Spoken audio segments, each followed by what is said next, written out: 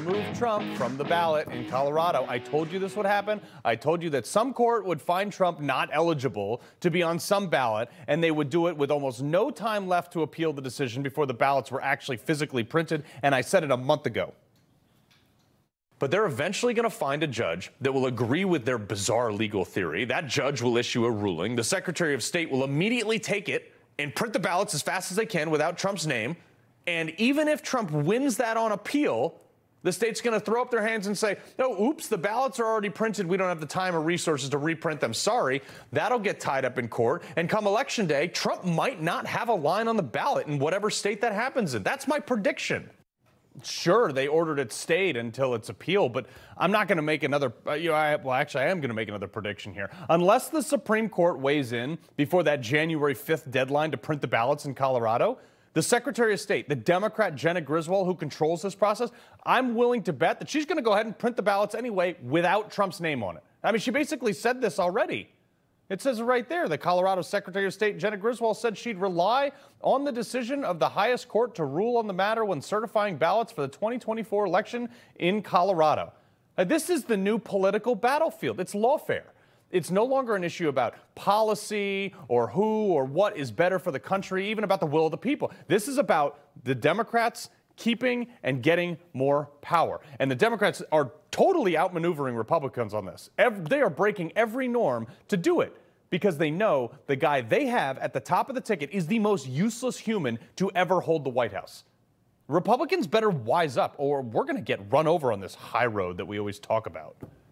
Now, the theory they have is, and they've used the 14th Amendment to twist things around. It's a legally insane opinion in my mind, but I'm not a lawyer. So the Democrats in Colorado have essentially just said, yep, Trump is guilty of a civil charge, guilty of 18 U.S. Code 2383. It's rebellion or insurrection, okay? So under the 14th Amendment, Section 3, they say he can't be on a ballot, he can't run for anything ever again. But the problem is, he was never actually convicted of this. The first standard of proof, though, in a civil trial, which they're using for this, is much lower because obviously there's far less potential in punishment. But in this case, there was no adequate trial. Trump didn't get to call witnesses. He didn't get documents in discovery or any of that related to this. He was just deemed guilty because some judge said so, even though Trump was acquitted of the exact same thing by the U.S. Senate. It's also important to note that out of the nearly actually, I think it's over 1,000 people charged, prosecuted, or imprisoned for January 6th. Not one person was charged with insurrection, definitely not convicted either. So how do you find, beyond a 51% burden of proof, that the guy who said this... I know that everyone here will soon be marching over to the Capitol building to peacefully and patriotically make your voices heard. How do you find with any degree of certainty, forget 51%, that Trump is responsible for what happened at the Capitol? Also, the judge who ruled on this, who is a liberal hack herself, she said in her opinion that Trump was to remain on the ballot because Section 3 of the 14th Amendment did not apply to the president. The other thing I find absolutely bananas here is that this proves this has nothing to do with the actual charge they are alleging. See, in a criminal trial, the government is seeking generally imprisonment or some super hefty fine, something like that. But in a civil trial, the opposing side is generally seeking money, damages, some sort of restraining order. But in this case, they're not seeking any of that for anything. But the only relief they sought in this case was just to keep Trump off the ballot. And in all my research, I have only found one single case where this has ever happened ever. Abraham Lincoln was removed from some ballots in the southern states because they wouldn't let people vote for him down there. It's the only time I could find this ever happening at any level. Now, the law states, quote, shall be fined under this title or imprisoned not more than 10 years or both, and, not or, and, shall be incapable of holding any office in the United States. But they didn't seek that. They just wanted Trump off the ballot, which is not what the law says. They can't pick and choose parts of it. Now, the judges, too, first. All of the 7 judges who were appointed by Democrat governors, okay? And the ruling was 4-3. Now, the 4 judges that voted to remove Trump from the ballot, let's take a look at these loons. William Hood. He was sworn in to the Colorado Supreme Court as a member in January of 2014. His claim to fame was that he taught several classes on advocacy as an adjunct faculty member at the University of Denver College of Law. Word. Melissa Hart. She was appointed to the bench in December of 2017. It's important to note that she backed the Colorado Civil Rights Commission ruling against the Christian baker who refused to bake a cake for the same-sex couple. She was wrong because that decision was overturned by the Supreme Court. Then you got this guy, Richard L. Gabriel. He was appointed to the Supreme Court in June of 2015. Shocker, guy is a registered Democrat. And Monica Marquez, her first resume note on her own page notes that she is the first Latina and openly gay person to serve on the Colorado Supreme Court, who allegedly hasn't recused herself despite many conflicts of interest in the past.